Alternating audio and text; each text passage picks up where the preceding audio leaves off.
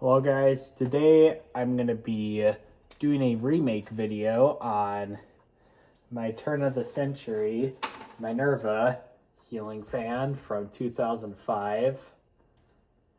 I got this ceiling fan brand new in the box for $10 at a Salvation Army thrift store, and this is in pretty good condition.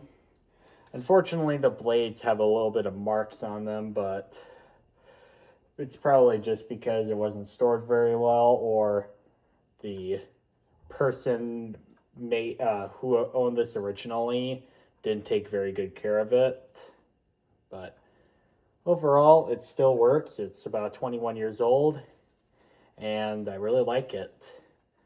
I mean, it's not a particularly powerful fan, but I do like these. I have a ton of nostalgia to these.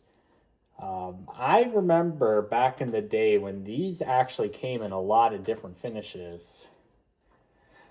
Sadly, these only come in silver and maybe white, but back then, even in the 2010s, well into the 2010s, these came in antique brass and polished brass as well.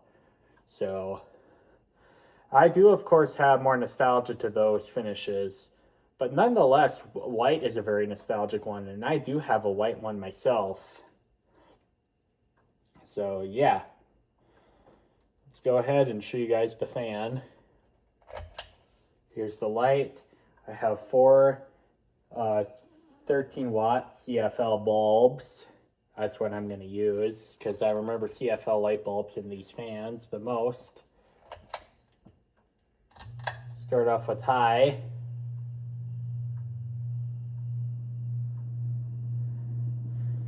Now, as I said, these fans actually are still sold in some flavor. These are unfortunately only available in white and silver, as I already said. And these, as of right now, cost about, I think, $70 or $80. I can't remember. Probably 70. So these are not very expensive fans at all. And for those who like to say, "Ow, these are terrible fans," these fans right here are nothing to write home about in terms of performance, but I don't think they're terrible. I feel a reasonably strong, steady breeze coming down. Let's test this with a manometer now.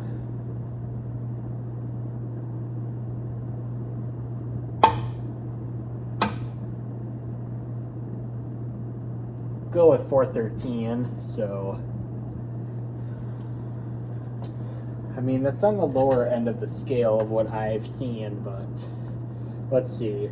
This is a 44-inch fan with a 8-inch circle of no air, so 9.9 is going to be what our area is. So 9.9 times 413, 4,089 CFM. So this is barely making it to the average category, but inevitably, it definitely made it to the average category, so I will give this one a pass, especially knowing this is a very cheap ceiling fan. This is still, in my opinion, a very good ceiling fan. I mean, I shouldn't say super good, because there's definitely better out there, like the Hampton Bay Hawkins 3 that we showed a couple weeks ago. That one was slightly better than this. So, yeah. And let's see how much power this is drawing. It's drawing 51 watts and 0.41 amps, so it's quite efficient. Medium.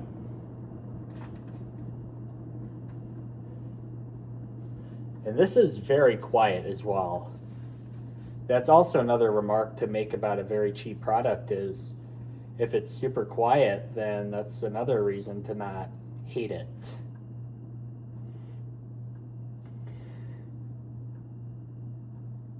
And I have to mention this every time I record a cheap product. I do not think that these cheap fans I test are horrible at all, because this right here is very quiet, and a lot of these cheaper fans are very noisy. This one's very quiet. So even though this is something that costs less than $100, which if it moves good air like this is, that's already something to note about.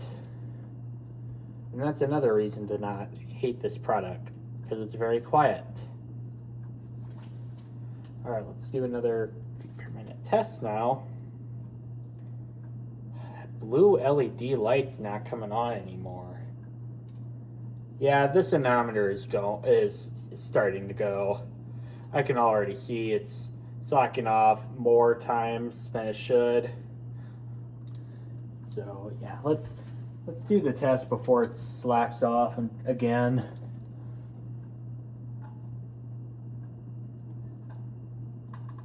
$2.95 will be our number. Okay, where did my calculator go? It's in my pocket. 9.9 times 295. 2,921 CFM. And this thing is drawing 24 watts and 0.28 amps.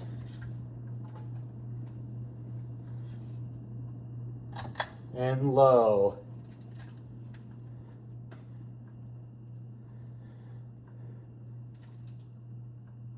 Now the low I don't think is a super huge decrease.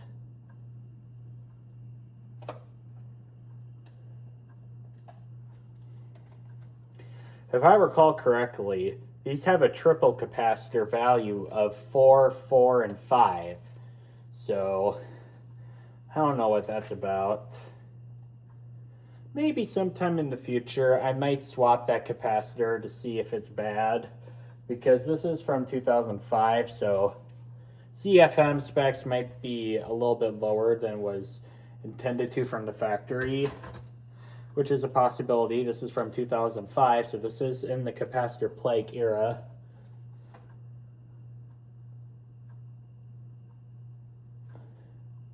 Don't slack off. We'll go with 137. It's holding it steady at 137. So 137 times 9.9, that's 1,356 CFM. So, and can't forget our wattage here. We have 11 watts and 0.19 amps. So it's very efficient. So my overall thoughts of this fan is it's a very nice average product. I mean, it's nothing to write home about, but it's very quiet and it gets the job done that needs to get done. And one point I need to make here is the purpose of a fan is to move air and make you feel more comfortable. This moves air and makes you feel more comfortable. I mean, it's probably not very powerful, but this at least gets the job done. These cost about $70 at Menards. Now, I would argue that $70 is better spent on something durable and vintage, but I know that not everybody is the handy type. Like the average person's not gonna replace bearings and clean out decades of household dust. So when you're not the handy type, you could get this. And I'm only mentioning this just because I know that this in a flavor is still under production in the silver finish.